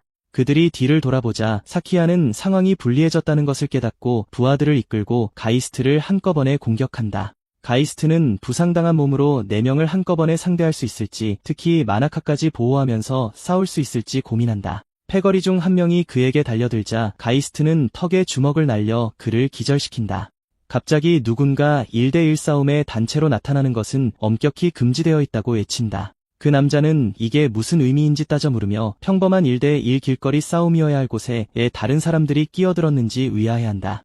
가이스트는 그들을 신문하는 후드를 쓴 남자가 타케시라는 것을 깨닫고 그가 왜 여기 있는지 궁금해한다. 가이스트가 여기서 뭘 하냐고 묻자 타케시는 전투태세를 취하며 나중에 이야기하자고 말한다. 스즈카는 주먹 싸움에 칼을 들고 가이스트를 배려하고 초노는 의자로 그들을 들이받아 마나카를 넘겨받으려 한다. 가이스트는 초노의 머리 위로 뛰어넘으며 타케시에게 마나카를 데리고 도망치라고 하지만 마나카는 키스케 혼자 싸우는 것은 위험하다고 항의한다. 하지만 타케시는 그녀를 붙잡고 뛰기 시작하고 가이스트는 그에게 비타나 졌다고 말한다. 마나카는 키스케가 다치지 않게 자기를 놔달라고 항의하지만 타케시는 그녀가 방해만 될 뿐이라며 정말 그의 안전을 생각한다면 탈출에 집중하라고 말한다. 혼란스러워하며 마나카는 그가 누구이며 왜 거기 있었는지 묻자 그는 타케시에게 작은 빚이 있고 그의 상대가 평판이 아주 나쁜 사람이라는 것을 알고 있었다고 설명한다. 알고 보니 타케시는 경기를 스트리밍하고 있었는데 키스케가 전혀 공격을 피하려고 하지 않아 경기 중 뭔가 이상하다는 것을 눈치챘다. 그 때문에 그는 사키야가 비열한 수법을 쓰고 있다고 의심하여 차를 몰고 이곳으로 달려왔다. 타케시가 마나카를 차에 태우자 그녀는 자기는 신경 쓰지 말고 케이를 도우러 가달라고 간청한다. 특히 혼자서 3명을 상대할 수는 없기 때문이다. 하지만 타케시는 이것이 키스케가 자신에게 부탁한 것이라고 말하며 차를 몰고 떠난다. 한편 초노는 철제 벤치로 가이스트를 내리치려 하지만 가이스트는 피하고 드로는 계속해서 녹화한다. 순식간에 가이스트는 거리를 좁혀 초노의 가슴에 무릎을 박아 땅에 쓰러뜨린다. 그의 뒤에서 스즈카가 칼을 들고 달려들지만 가이스트는 그가 벤치에 칼을 꽂게 만든다. 그 후 그는 스즈카의 얼굴을 걷어차 기절시킨다.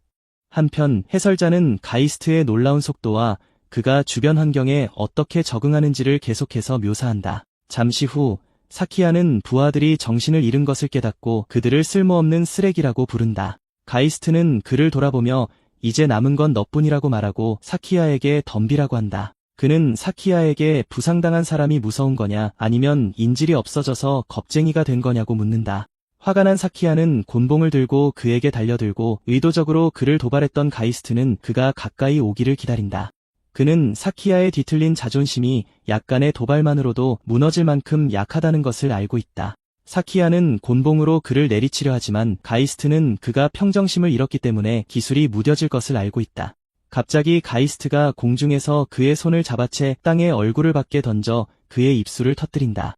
사키야는 무슨 일이 일어나고 있는지 믿을 수 없었고 곧 가이스트가 곤봉을 들어 그를 끝장내려는 것을 본다. 잠시 후 가이스트는 경기에서 이기고 마무리로 무기 해제라는 전설적인 기술을 사용했다. 시청자들은 놀라워하고 한 남자는 키스케의 힘이 상상할 수 없는 수준이라며 검도 잘 다루는지 궁금해한다. 나중에 가이스트는 피를 너무 많이 흘려 빨리 치료를 받아야 한다는 것을 깨닫지만 곧 불빛이 그를 비추고 경찰이 나타나 분위기를 망친다. 가이스트는 일이 잘못됐다는 것을 깨닫는다. 그가 최악의 상황에 대비하고 있을 때 경찰은 원래 목표였던 사키야와 그의 패거리를 체포하기 위해 달려든다. 나중에 치나츠가 카나에에게 오늘 야근하냐고 묻자 카나에는 중요한 기사를 쓰는 중이라며 미안해한다. 걱정이 된 치나츠는 너무 무리하지 말라고 하지만 카나에는 걱정하지 말라고 한다. 카나에는 돌아오면 셋이서 같이 뭐라도 먹으러 가자고 제안한다. 그녀는 어젯밤 키스케가 공원 계단에서 굴러 다쳤다는 말을 들었다며 그의 안부를 묻고 치나츠는 오빠가 긁힌 상처투성이로 집에 돌아왔다고 인정하자 카나에는 그가 정말 덜렁댄다고 말한다. 한편 가이스트는 전날 밤 사키야 패거리의 체포에 관한 뉴스를 본다. 그들의 체포 소식은 그날 아침 모든 TV 채널을 장악했고 가이스트는 사건 발생 하루 만에 이렇게 대대적으로 보도된 것에 놀란다. 그는 혐의 또한 믿을 수 없었다. 알고 보니 그 패거리는 미성년자임에도 불구하고 강도, 성폭행, 마약 밀매 등 여러 범죄에 연루되어 있었다. 언론을 열광시킨 것은 사키야의 아버지가 현직 경시청 차장이라는 사실이었다. 언론은 고위급 정치 지도자인 사키야의 아버지가 범죄를 은폐하는데 관여했을 수 있다고 추측했다. 하지만 가이스트는 그 말에 동의하지 않는 듯하다. 회상 장면에서 가이스트는 타케시에게 그의 새로운 상대가 시랭크라고 말한다. 타케시는 단 2번의 싸움 만에 승급전이 잡힌 것에 놀라지만 가이스트는 그의 말을 이해하지 못한다. 타케시는 S에서 D까지의 랭크가 있다고 설명한다. 신입은 가장 낮은 등급인 D에서 시작하며 전적과 시청자 인기도에 따라 승급전이 잡힌다. 랭크가 하나만 올라도 받는 대우가 엄청나게 달라지기 때문에 모든 스자노 참가자들이 승급에 필사적이라고 한다. C랭크 파이터는 경찰이 범죄를 눈감아준다고 하는데 가이스트는 이에 놀란다. 현재 가이스트는 전날 밤 경찰의 행동에 뭔가 이상한 점이 있었다는 것을 기억한다. 그들은 자신을 무시하고 사키야를 체포했다. 그리고 타케시가 말한 소문이 사실이라면 스자노 운영진이 국가 권력까지 손에 쥐고 있다는 의미가 된다. 그는 자신을 죽인 자들이 그렇게 강력한지 의문을 품는다. 잠시 후 기자는 사키야가 중학교 때 전국 검도 선수권 대회에서 3위를 했고 도장의 리더였다고 설명한다. 전국 3위는 훌륭한 성과임에도 불구하고 그의 아버지는 1등을 하지 못했다고 그를 질책했다. 그의 엘리트 가문에서는 1등 외에는 모두 가치 없는 것으로 여겨졌고 이때부터 사키야의 인생은 엇나가기 시작했다. 뉴스는 엘리트 가정의 교육적 학대가 사키야를 그런 폭력적인 범죄로 몰고 갔을 수 있다고 추측한다. 잠시 후 치나츠가 와서 가이스트에게 왜 그렇게 무서운 표정으로 TV를 보고 있냐고 묻는다. 가이스트는 장난스럽게 아무것도 아니라고 말하자 그녀는 마나카가 데리러 와서 한참 불렀다며 그와 화해한 것을 칭찬한다. 키스케가 밖으로 나가자 마나카는 그를 맞이하고 그들은 학교로 향한다. 가이스트가 정말 괜찮냐고 묻자 그녀는 그 덕분에 괜찮다고 말한다. 그녀는 그 후에 복싱부 코치인 타케시가 자기를 집에 데려다줬다고 말한다. 학교에 도착하자 가이스트는 걸어가는 마나카에게 갑자기 고개를 숙여 사과한다. 그녀는 놀라며 잘못한 건 사키야인데 왜 사과하냐고 묻는다. 가이스트는 자신이 부주의해서 그녀를 이 일에 휘말리게 했다고 설명하며 지금 당장 스자노를 그만두는 것은 쉽지 않을 것이라고 덧붙인다. 마나카는 어젯밤이 무서웠다며 그 녀석들이 자신에게 거의 무슨 짓을 할 뻔한 것뿐만 아니라 그가 맞는 것을 보는 것도 무서웠다고 말한다. 그녀는 그가 계속 그 스트리밍 이벤트를 하면 언젠가 죽을지도 모른다고 걱정하고 그 생각에 불안해한다. 하지만 그녀는 그것이 치나츠를 구할 수 있는 유일한 방법이기 때문에 그가 진심이라는 것을 깨닫고 더 이상 그를 막으려 하지 않는다. 하지만 그 대신 그녀는 자신이 그를 돕게 해달라고 부탁한다. 비록 많은 것을 할 수는 없지만 조금이라도 그를 지지하고 싶다고 말한다. 가이스트는 놀라지만 마나카는 곧 늦을 거라며 수업을 향해 달려간다. 달리면서 그녀는 키스케가 같은 얼굴, 목소리, 말투를 가졌지만 그에게서 뭔가 다른 점이 있다는 것을 알아차린다. 그가 자신을 어떻게 보호했는지 회상하며 그녀는 그가 정말 키스케인지 의문을 품는다. 한편 카나에는 토쿠라라는 사람을 부르며 자신이 주간 라임의 신문사에서 왔다고 설명한다. 그녀는 어제도 왔었다며 오늘 그가 자신과 이야기해주길 바라지만 아무런 대답도 듣지 못한다. 그가 문을 열지 않자 그녀는 그렇다면 문을 통해 말하겠다고 한다.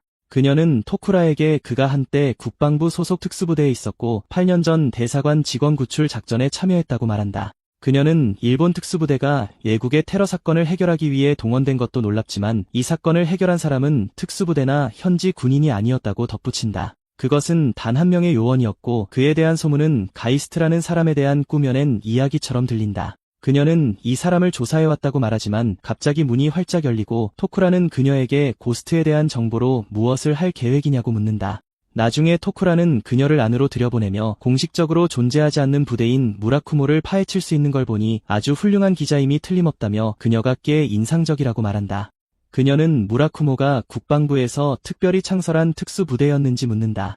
그러자 그는 나라를 지키는 신검에서 이름을 빌려왔다고 말한다. 하지만 그는 그들이 신성하지도 심지어 쓸모없는 무딘 칼날만큼 유용하지도 않았다고 믿는다.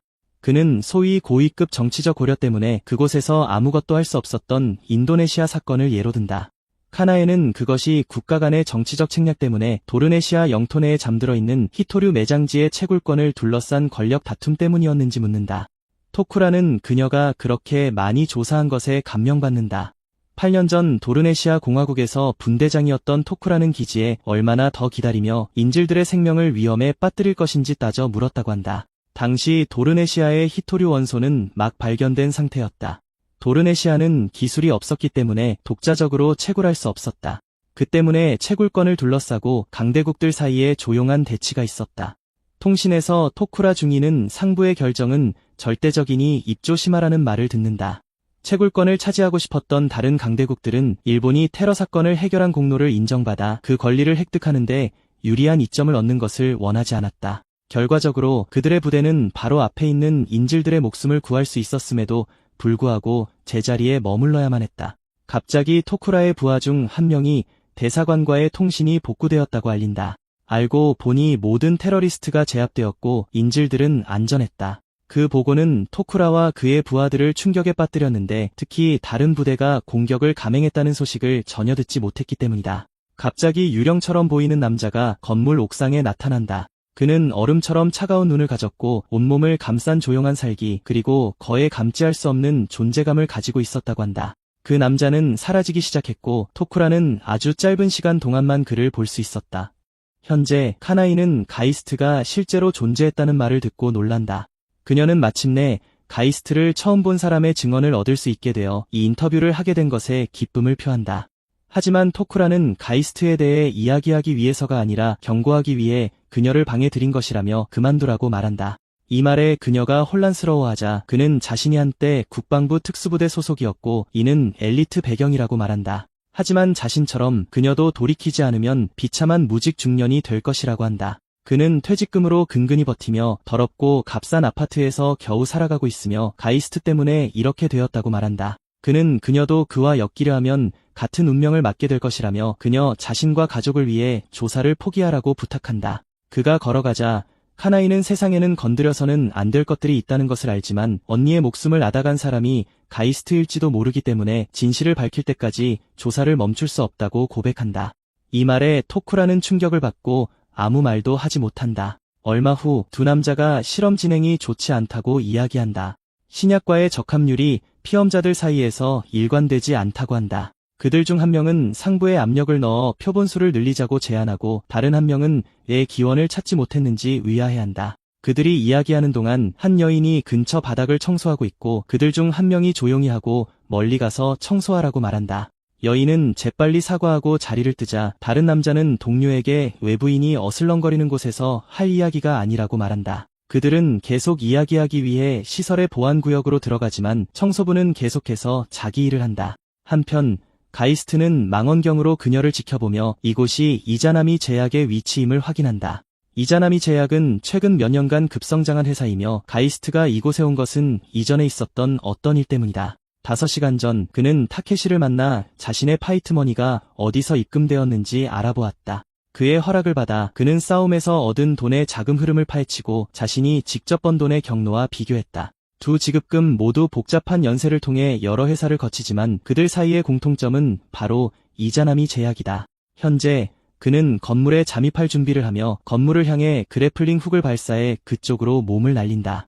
그는 이 건물을 수색하면 가이스트를 죽인 남자에 대한 정보를 찾을 수 있기를 바란다. 회상 장면에서 어떤 여인이 시스템을 해킹하려 하지만 보안이 강력하다는 것을 깨닫는다. 그녀는 결국 해킹에 성공하여 다음 목표인 군사시설의 설계도를 얻는다. 이것은 7년 전의 일이었고 그녀가 가이스트를 돌아보자 그는 여전히 예리하다며 그녀를 아마네라는 이름으로 부른다. 그녀는 농담으로 더 칭찬해달라고 하며 우즈메라는 자신의 특수 해킹 도구만 있으면 혼자서도 할 수 있다고 덧붙인다. 그녀는 또한 그가 직접 다운로드할 수 있도록 프로그램을 저장해둔 다크웹의 비밀번호를 알려준다. 놀란 그가 이것이 그녀의 생계수단인데 정말 괜찮냐고 묻자 아마네는 최고의 고객이 죽는 것이 더 큰 손실이라고 말한다. 그녀는 그 도구를 사용해서 생존율을 조금이라도 높이라고 부탁한다. 가이스트는 그녀에게 고마워하고 그녀는 그 외에는 별일 아니라고 말하며 그의 손을 쓰다듬으러 간다. 가이스트는 불편해하지만 곧 아마네의 머리에 손이 얹힌다. 알고 보니 다른 소녀였는데 그녀는 아마네에게 선생님께 너무 가까이 가지 말라고 항상 말하지 않았냐며 상기시킨다. 아마네는 어린 소녀에게 살살하라고 하지만 그들은 곧 그녀가 어린 소녀인지 아닌지에 대해 논쟁을 벌인다. 현재 가이스트는 아마네의 도구를 사용하여 이자남이 빌딩의 설계도를 얻는다. 아마네는 국적과 나이가 불분명한 정보원으로 뛰어난 정보 처리 능력을 가지고 있다. 과거에 그녀는 가이스트를 여러 번 구했다. 오즘의 도구를 사용하여 가이스트는 최상층의 전력 소비량이 다른 층보다 훨씬 높다는 것을 알아냈고, 이는 그곳에 분명히 무언가가 있다는 것을 의미한다. 그는 곧 최상층에 도착하여 문을 연다. 안으로 들어가자 그는 여러 개의 캡슐을 발견하고 자신을 죽인 자의 핀에 있던 의문의 로고를 보고 놀란다. 그가 캡슐 중 하나를 만지자 누군가 그를 베기 위해 스쳐 지나가지만 그는 간신히 뛰어 피한다. 가이스트는 착지하며 어떻게 공격자의 존재를 감지하지 못했는지 의아해한다. 공격자는 칼도 잘 다루는 것 같아 프로임을 깨닫는다. 곧바로 공격자는 다시 칼을 들고 그에게 달려들지만 가이스트는 여러 번 피하며 후퇴한다. 그는 또한 그녀의 움직임이 이상하면서도 익숙하다는 것을 알아차리지만 공격자는 그에게 가까이 다가온다. 그가 공격당하려는 순간 누군가 섬광 수류탄을 떨어뜨리고 청소부가 갑자기 가이스트의 손을 잡아 끌고 간다.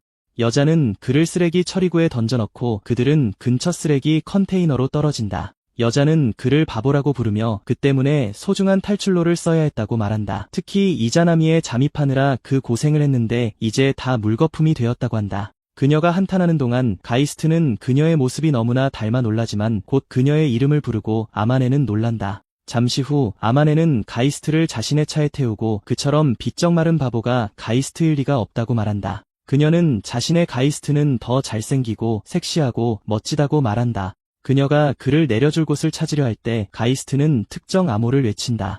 그녀가 혼란스러워하자 그는 그것이 그녀가 준 암호라고 말하며 그것을 사용해 해킹 도구를 다운로드할 수 있었다고 말한다.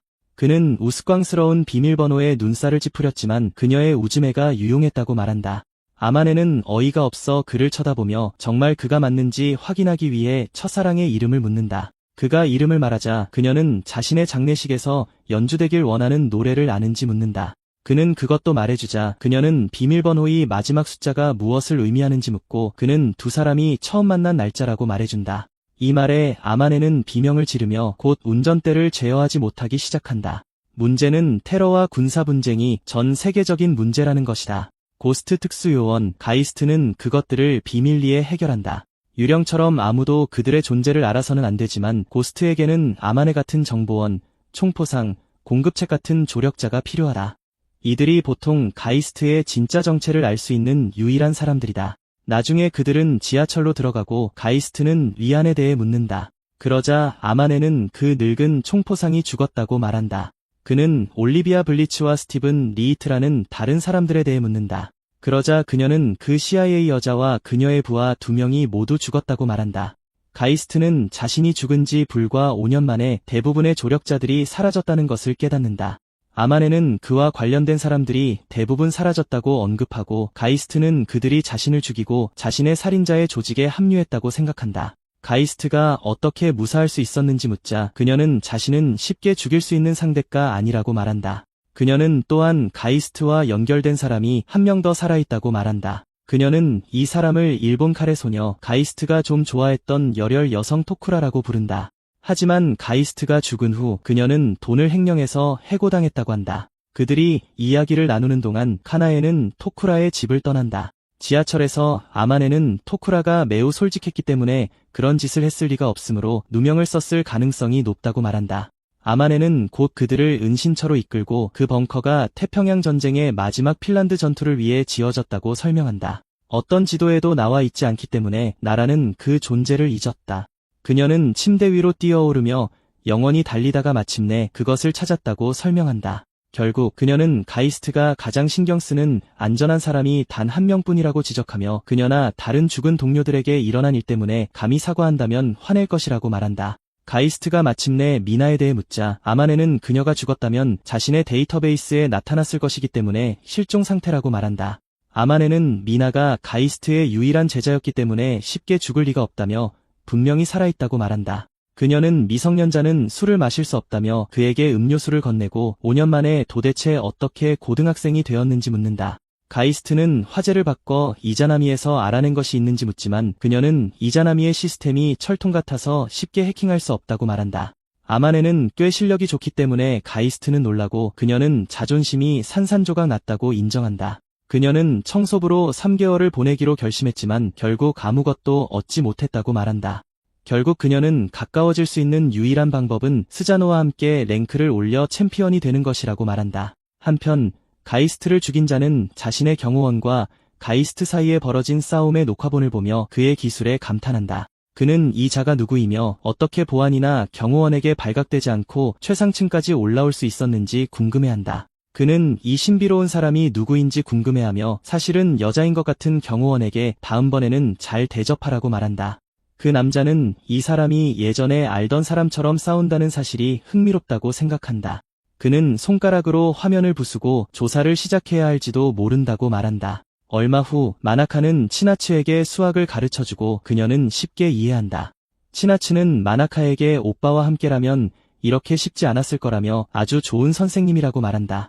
그녀는 오빠가 요즘 바빠서 자신을 많이 가르쳐줄 시간이 없다고 덧붙인다. 그리고 왠지 오빠가 조금 변한 것 같다고 덧붙인다. 오빠가 너무 무리하는 것이 자기 탓인지 궁금해하고 오빠가 멀리 떠나가는 것 같은 느낌이 든다. 마나카는 치나츠의 걱정이 정확하다는 것을 알기 때문에 아무 말도 하지 못한다. 그녀는 키스케가 치나츠를 위해 싸우고 있다는 것을 알고 있으며 그가 싸우기 위해 너무 무리해서 변한 것인지 궁금해한다. 그녀는 결국 치나츠의 손을 잡고 괜찮다고 말합니다. 그녀는 키스케가 오빠이고 어디에도 가지 않을 거라고 상기시켜줍니다. 그녀는 치나츠에게 키스케를 어디에도 보내지 않을 거라고 안심시킵니다.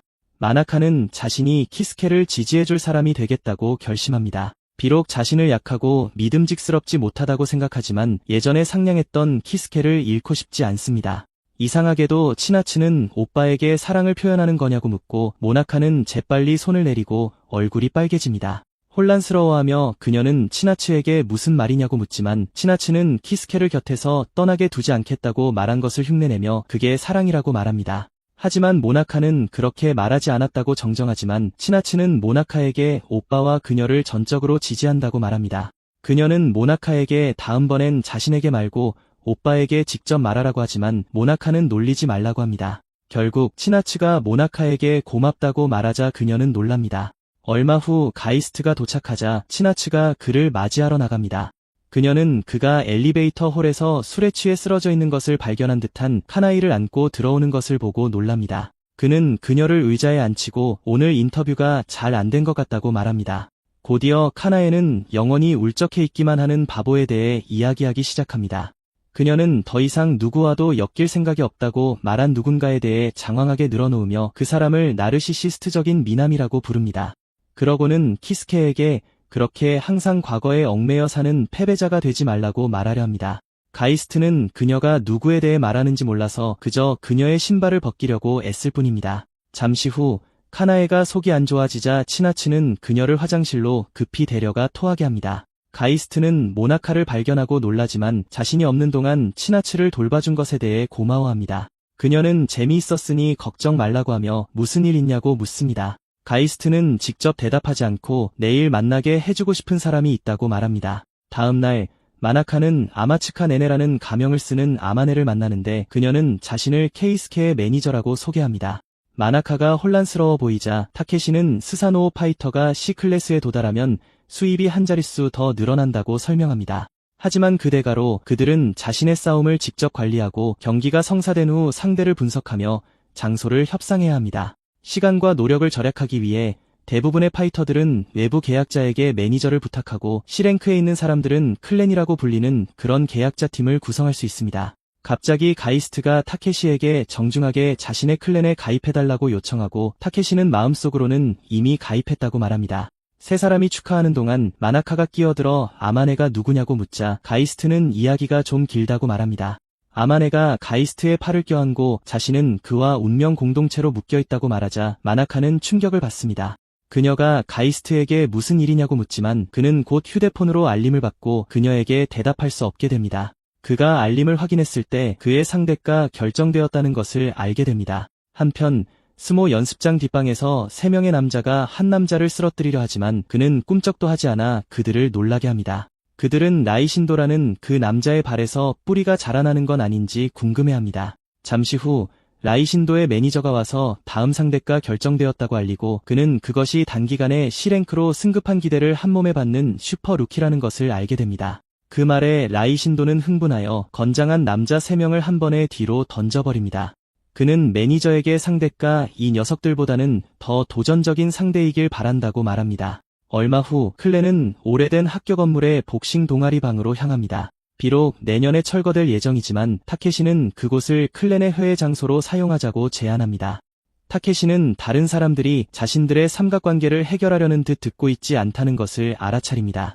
설명을 들은 후 마나카는 들은 대로 아마네가 정말로 키스케의 돌아가신 아버지의 친구인지 확인하려고 합니다. 마나카는 여전히 납득하지 못하는 것 같습니다. 그래서 가이스트는 아마네가 아버지와 거래하던 회사에서 일했었고 오래전 아버지의 직장에 갔을 때 몇 번 만난 적이 있다고 설명합니다. 그는 그녀가 매우 유능한 사람이지만 농담을 좀 좋아하는 편이라고 덧붙입니다. 그래서 아마네는 자신의 행동에 대해 사과하고 자신은 나이든 남자를 좋아한다고 말하며 마나카를 진정시키려 합니다.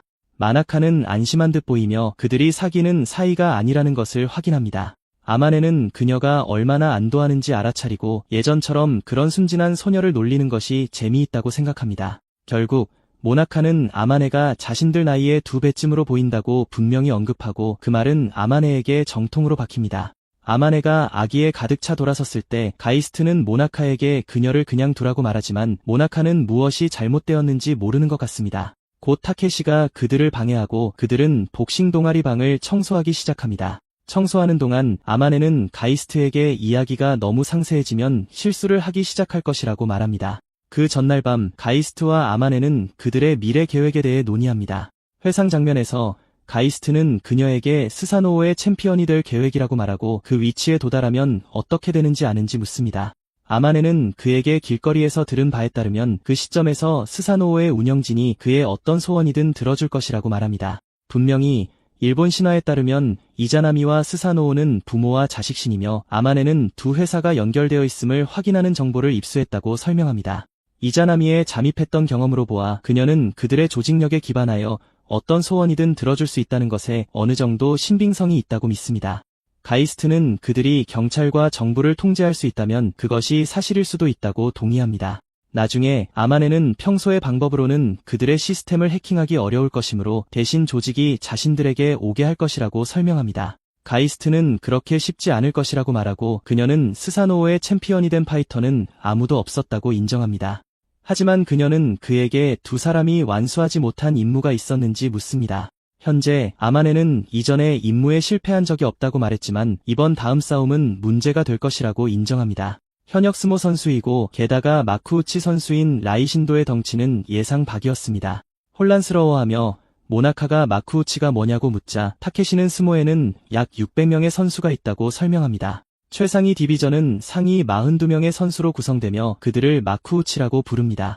기본적으로 마쿠우치는 프로 중의 프로입니다. 그것만으로도 부족하다는 듯이 라이신도는 키 190cm에 몸무게 200kg으로 마쿠우치 선수들 중에서도 초중량급 중 한 명이라는 뜻입니다.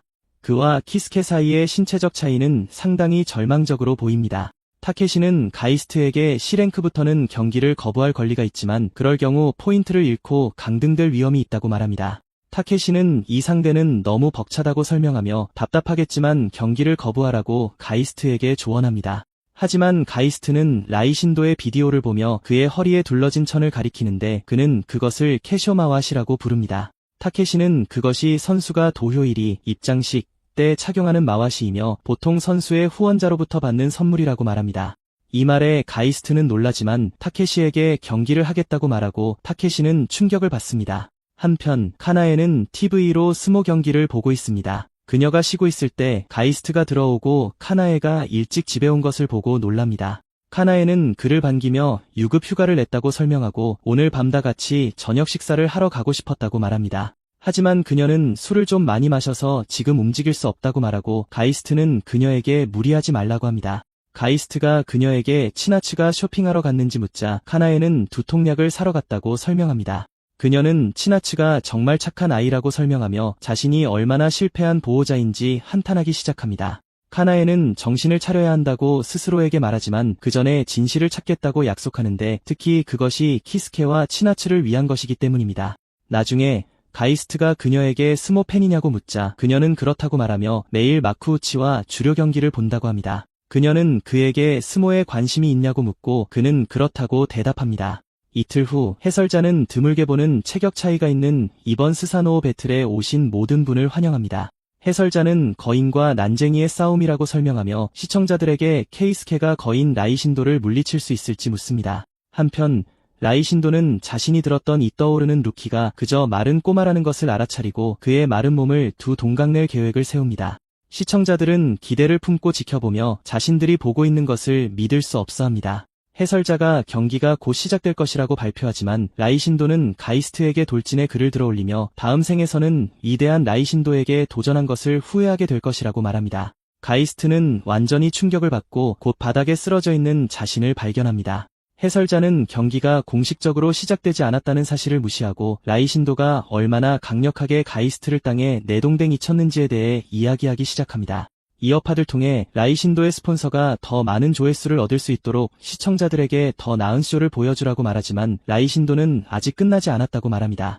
라이신도는 그 어린 녀석이 자신의 돌진을 피했기 때문에 충격이 없었다고 말합니다. 잠시 후 가이스트가 다시 일어나자 싸움을 지켜보던 클레는 안도합니다. 타케시는 그것으로 끝일까 봐 걱정했다고 인정하며 가이스트가 충돌 순간에 뒤로 뛰어올라 돌진의 힘을 상쇄했다고 지적합니다.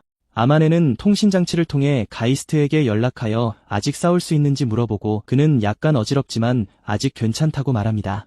나중에 라이신도는 가이스트를 어린 녀석이라고 부르며 그의 돌진을 잘 견뎌냈다고 말하고 초심자가 그것을 피할 수 있었다는 것에 약간 놀랐다고 인정합니다. 라이신도가 또다시 맹렬하게 돌진하지만 이번에는 가이스트가 완전히 피합니다. 라이신도가 그를 돌아보자 가이스트는 그의 얼굴에 발차기를 날립니다. 하지만 라이신도가 움직이지 않고 그저 얼굴에 벌레가 앉은 것 같다고 농담하자 가이스트는 놀랍니다. 라이신도는 완전히 상처 하나 없는 것이 분명합니다. 한편 키스케의 발차기가 적중했기 때문에 클레는 충격을 받습니다. 경기장에서 라이신도가 다시 그에게 돌진하지만 가이스트는 길을 벗어나 달립니다. 가이스트는 머리에 가하는 타격이 그 선수에게는 통하지 않을 것이라는 것을 깨닫습니다. 분명히 마쿠우치 선수의 돌진력은 약 1톤에 달합니다. 한편 라이신도는 그에게 돌진하다가 가이스트를 놓치고 근처 트럭에 부딪혀 그쪽 면을 파괴합니다. 분명히 마쿠우치는 매 대회마다 15일 동안 이런 종류의 돌진을 머리로 받아내는데 그것은 매일 교통사고를 당하는 것과 같습니다. 타케시는 상대의 움직임을 읽는 키스케의 능력이 최고 수준이며 상대의 움직임을 이용해 카운터 공격을 가한다는 것을 기억하지만 신체적 차이 때문에 이제는 희망이 없어 보입니다. 라이신도가 다시 가이스트를 잡으려 하지만 그는 간신히 피합니다. 그는 곧 라이신도가 덩치에 비해 꽤 빠르다는 것을 깨닫고 한 번만 맞아도 쓰러질 것이라는 것을 압니다. 놀랍게도 라이신도는 그와 팔을 걸고는 자신이 할 수 있는 것이 밀기뿐이라고 생각했냐고 농담조로 묻습니다. 그는 가이스트에게 자신에게는 4가지 다른 기술이 있다고 말하고 그를 얼굴이 바닥으로 향하게 던집니다.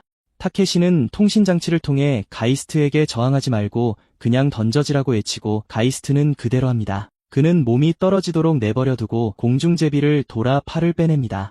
가이스트는 재빨리 거리를 벌리고 타케시는 그에게 괜찮은지 묻습니다. 가이스트는 그 덕분에 땅에 내동댕이 쳐지지 않았다고 말하지만 왼쪽 가슴을 다쳤다고 인정하며 그것은 작은 대가라고 합니다. 라이신도가 곧 그의 앞에 나타나 그가 누구인지 묻습니다. 그는 그에게 창코를 더 먹고 몸집을 키우라고 말하며 그렇게 하면 자신의 개인 시종으로 삼아주겠다고 제안합니다. 라이신도는 매니저가 경기를 더 재미있게 만들라고 했던 것을 기억하지만 자신을 상대로 이렇게 오래 버틴 것에 대한 보상으로 가이스트에게 핸디캡을 주겠다고 제안합니다. 그는 두 손을 들고 어떤 공격이든 해보라고 말하고 가이스트가 망설이자 라이신도는 공격하지 않는 상대가 무섭냐고 묻습니다. 타케시는 가이스트에게 이것이 기회라고 말하는데 아무리 스모 선수라도 급소에 일격을 가하면 무사하지 못할 것이기 때문입니다. 타케시는 라이신도가 중심선의 급소를 열어두는 것을 보고 그가 카스케를 너무 과소평가하고 있기 때문에 이 부주의함이 그의 패인이 될 것이라고 믿습니다. 가이스트가 라이신도에게 정말로 자신을 때리길 원하냐고 묻자 라이신도는 마음껏 해보라고 말합니다. 즉시 가이스트는 거리를 좁힙니다. 하지만 그가 뛰어올라 공격을 가하려는 순간 라이신도는 농담이었다고 말하며 그의 공격을 받을 만큼 어리석지 않다면서 그를 잡으려고 손을 뻗습니다. 가이스트는 자신이 끝장났다는 것을 깨닫고 라이신도는 그를 땅에 쓰러뜨립니다.